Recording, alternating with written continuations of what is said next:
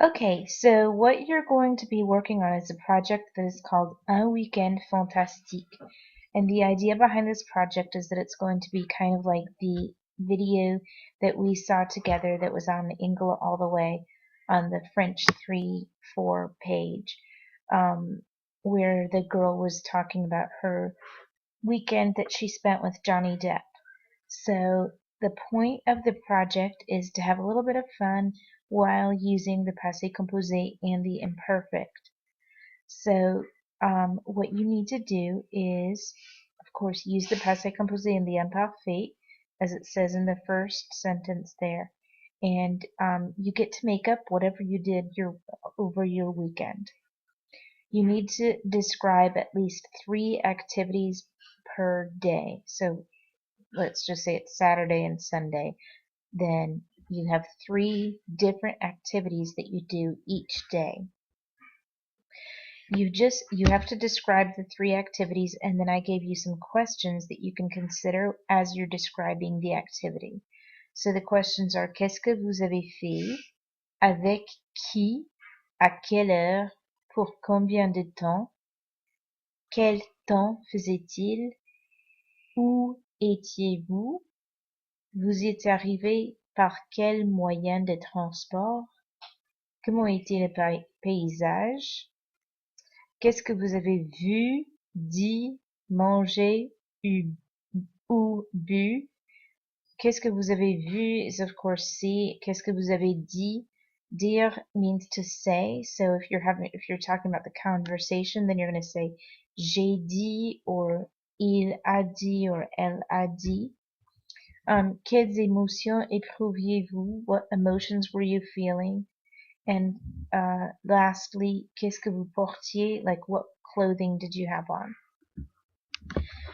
Please make sure to look at Al wept and the different keys that we talked about for when to use the passé composé and the imperfect.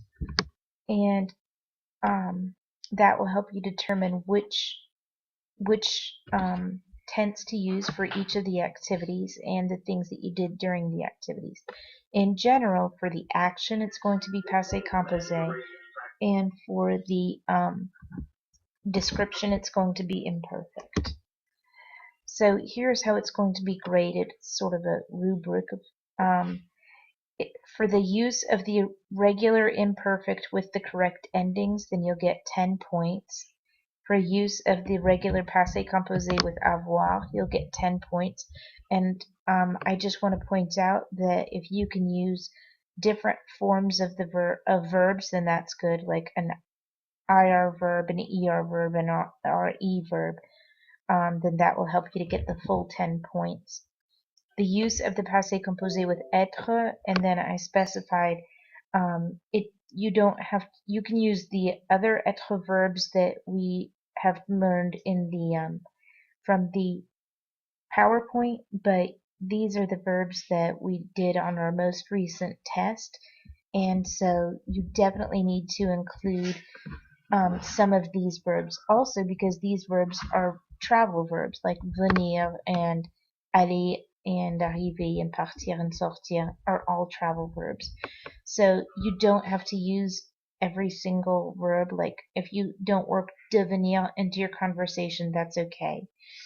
But I would like for you to use at least 5 of those verbs, any 5 of them. And if you use it correctly, then it will be 2 points each. So it'll be a total of 10 points.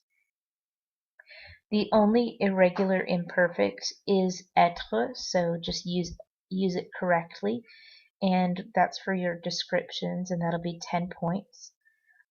Then here's a list of verbs that are irregular in the passé composé.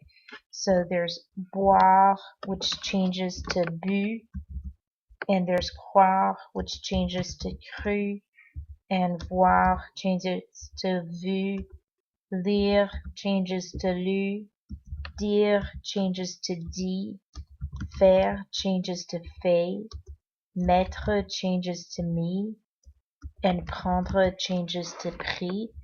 Mettre is like if you put on your clothes or if you put something somewhere. So if you wanted to describe your clothing, if you use porter, like to wear, then you're going to say it in the imperfect. But if you're going to say I put on, then you'll say like j'ai mis un t-shirt. Then prendre is good when you're talking about the moyen de transport, like nous avons pris un taxi. So you don't have to use all of them, but I would like to see at least 5 irregular passé composés in your presentation. And then the activities per day, to get the full 10 points on that, then you need to have 3 activities per day. So it's going to be 6 activities total. The visuals should be apt and creative. Apt just means that it has to do with what you are actually talking about. And then creative can be either that you've done it by computer, or that you've done it just by drawing something, or that you've come up with something. So I'm not telling you what you need to use in order to create the project. You can use PowerPoint, you could use Google Slides, you could use what's that thing you use, Sarah? Animoto. You can use a poster board or just a book, like a little booklet. Whatever you want to use is fine. It just has to contain these items. So then the last thing is spelling and punctuation, which should be correct, and that's another 10 points. If you have any questions, then you can have Sarah text me, because I should be available by text. It may take me a little bit to get back to you, but I will try to keep an eye out for texts from you guys. And I hope you have fun working on this project, and I hope that you are able to come up with basically the framework for your project today. You'll have the entire class period to work on the project, and then that's probably going to be the only time that you get during class to work on the project until Friday, which is test day. And I'd like for it to be turned in by next Monday. So you'll get this this coming Monday, you'll get to work on it in class, and then Friday you'll get to work on it in class, and then the following week then we'll be actually presenting them. So anyway, let me know if you have any other questions, and enjoy your project. Au revoir.